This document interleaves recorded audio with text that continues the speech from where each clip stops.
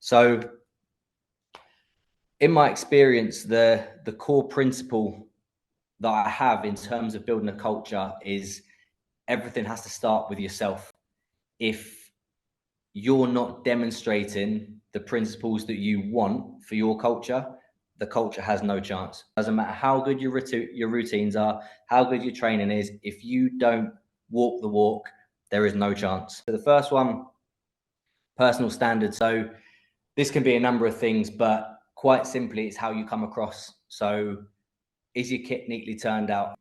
Do you turn up on time? These are all things that you're not necessarily going to learn on a coaching course, but they're things that have an impact on the people that you're leading, the people that are listening to your message. If you look really scruffy trying to put a point across, there's going to be focus on your appearance just as much as there is on the message, and you want that to be aligned.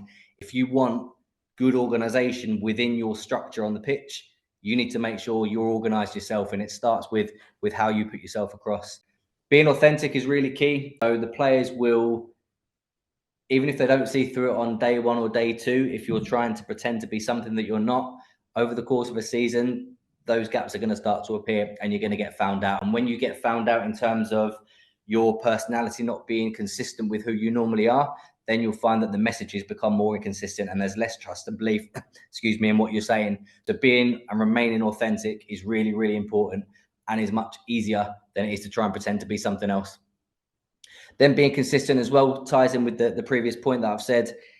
If you're constantly changing what you're asking for, what you're looking for, what you're valuing, it's going to be very hard for the players to have clarity, and it's going to be very hard to sustain success. So again, really, really important. But as I said, before you get into any detail on how high your defensive line is on a free kick, how many players you have on the ball for an attacking set piece, you always look at yourself first. If you're trying to build a culture, you have to start by embodying the things that you want the players to demonstrate. To the next point, enthusiasm on set plays, in my experience, it doesn't come in abundance with players and with other coaches and managers. So again, it comes back to the core principle of it starts with you.